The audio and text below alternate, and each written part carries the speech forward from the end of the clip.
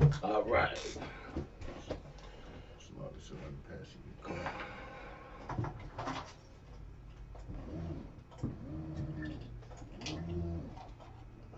What's that looking like? 12? You can see us both clearly. Okay.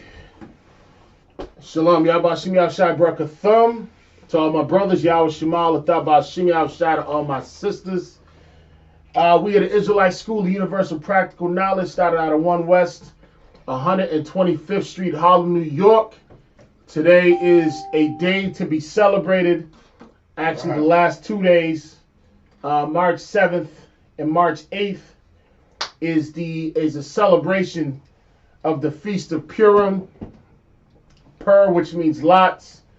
These 2 days is something that we ought to keep to commemorate what the Most High did to us by delivering us from our enemies.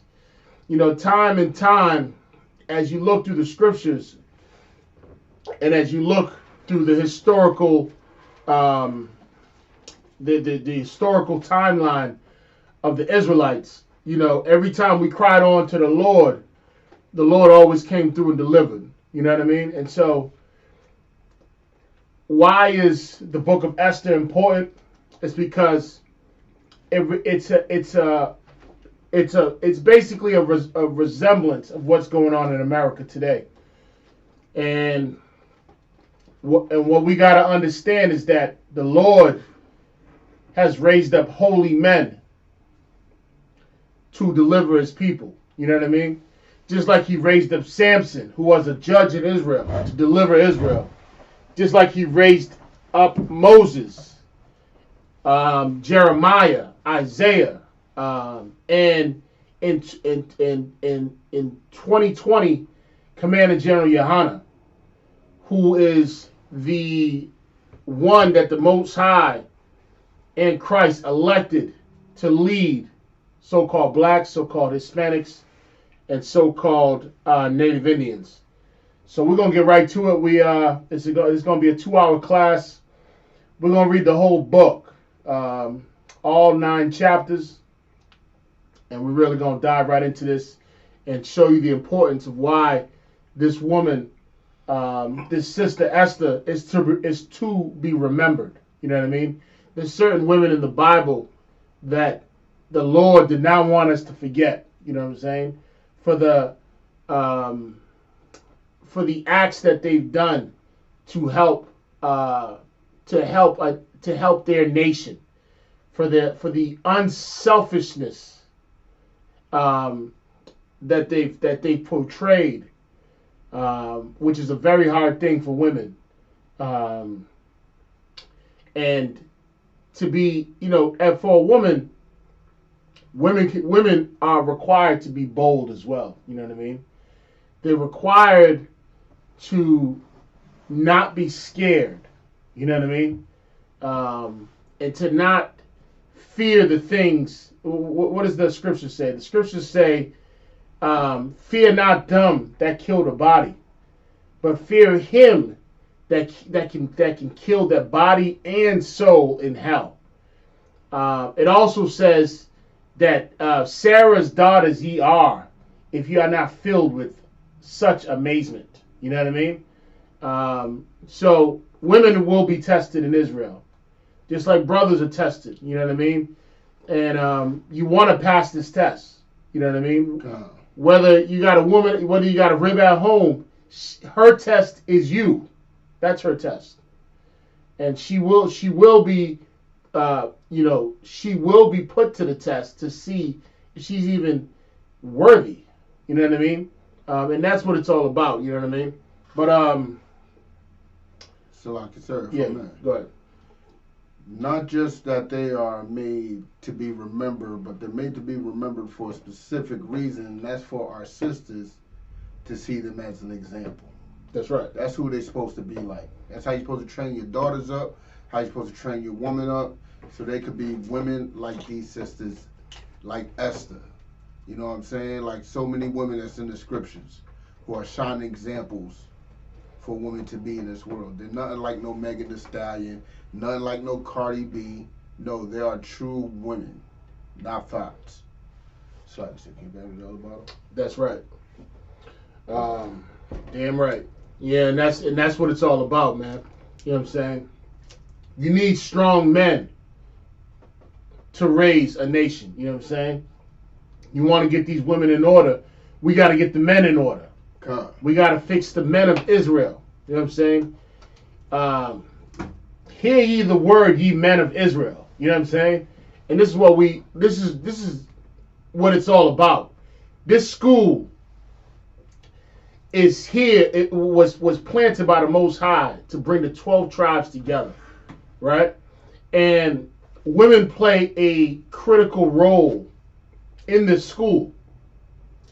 And these women of old that stood for Christ, right, that were in the truth, have resurfaced on the planet today. The meat is the bear, right?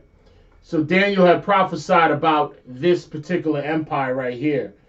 Daniel was actually under, around that time, he was under Darius, right? Daniel was in captivity, 70 years? Sir. About 70 years. As a young man, you read the story of what Daniel did, but then as you go through the timeline, he was actually under Darius, whose father was Assuerus. Keep reading. Assuerus, in the Zondervan Dictionary, Pictorial Dictionary, page 23. Go ahead. The father of Darius, the Mede, mentioned in Daniel 9:1. Definition 2. King of Persia, mentioned in the book of Esther. There seems to be identified with the well-known Xerxes. So that's who he's identified as. If you ever were to type it in your Google machine as to who Assuerus was, he would be well known as Xerxes, who had accumulated so much power on the planet. You know what I mean? Like, this is how crazy his dwelling place was in the kingdom, right? It was literally a whole city. His what do they call that? You know, they have castles. There's a name I'm looking for, but it was literally a whole city where he dwelled in. You know what I mean? With walls about. You know what I mean? He was fierce. You know what I mean? This was a mighty conqueror at that time. And keep reading. Any more on Xerxes? That's it on definition, sir. Nothing else on the Assuerus? Oh, there's a lot. There's a lot, but when it comes to the point you're trying to make. Yeah, keep reading. Count out of one kind. There seems to be, Salakia, who reigned from 486 to 465 BC. So he reigned from 486 BC to 465? 465 So BC. he reigned for about 21 years until his son Darius came into play. Count. You know what I mean? So when you read the book of Daniel, I think you're starting off with Darius. Let me just reference that real quick. I'm just trying to give you a timeline. And this shows the historical evidence of the Bible. You know what I'm saying? It's a history book, and it's our history book that has been, and because of our oppressor, who's a culture bandit, he's taken that book and made it so the world believes it's his history book. It's his image of Christ. It's white angels. That's what he's made the world to believe. But in actuality, this is a black and Hispanic man's book. This is a so-called Native Indian man's book.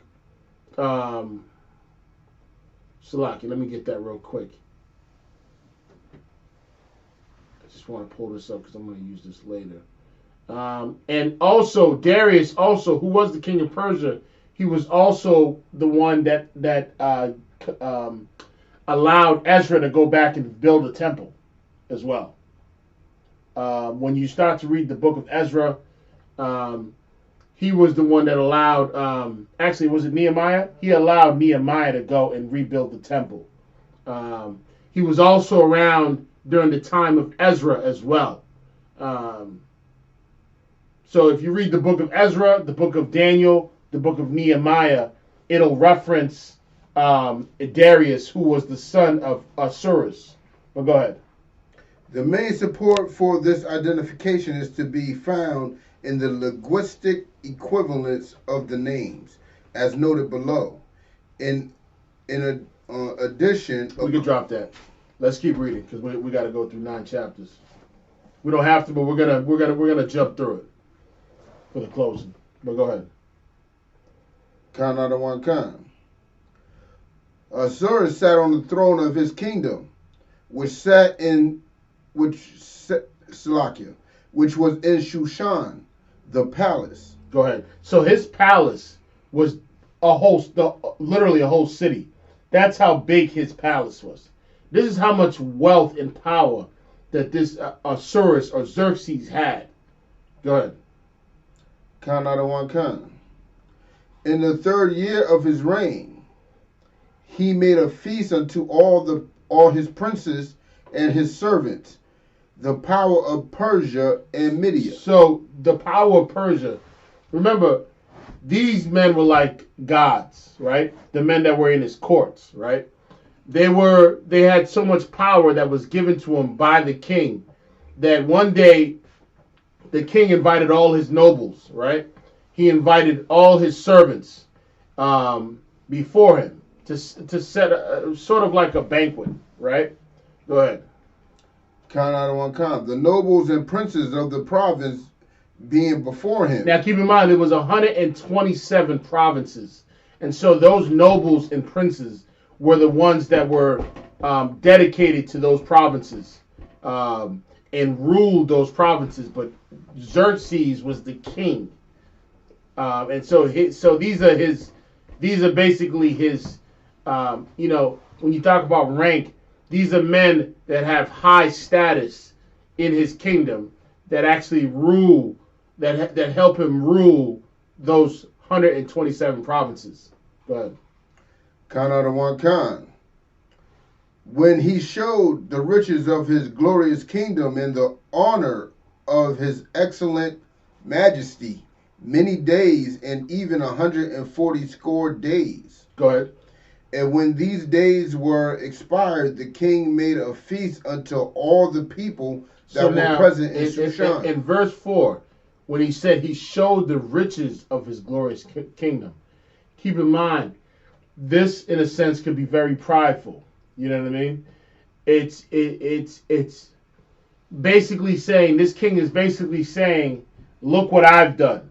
When it was the Most High that raised this man up to be at the status that he was and to be as powerful as he was. And so a lot of kings get real prideful and say, this was done by my hands, when it's the Most High that's done this. So this could be showing a little bit of pride, as he's saying he's showing his glory and his riches of the kingdom. Right? Go ahead. Count out of one count. Select. And when these days were expired, the king made a feast unto all the people that were present in Shushan the palace. Double check the video because I see it. I don't know how to read this X thing On YouTube? X wire. No? You got YouTube on your phone? Yeah, don't get it. Yeah, you just double check. Make sure. I guess that system CPU might be it. No, it's red. Why would 100% be red? I don't know. What's running in the background? Anything? There's another one running. That's why. Okay. You got it. Yeah, that's cool.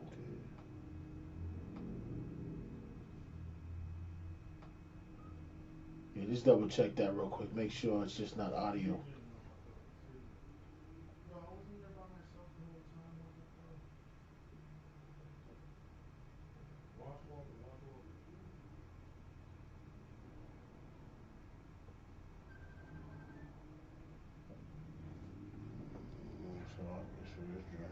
Popping up on my account. Is it on Boston No Cowards or is it on the other one?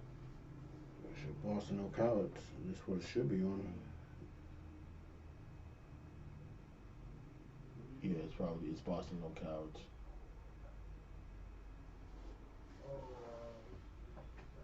Yeah, click on that real quick. Should have came on my feed, but it still got the live button on. Click on it, yeah.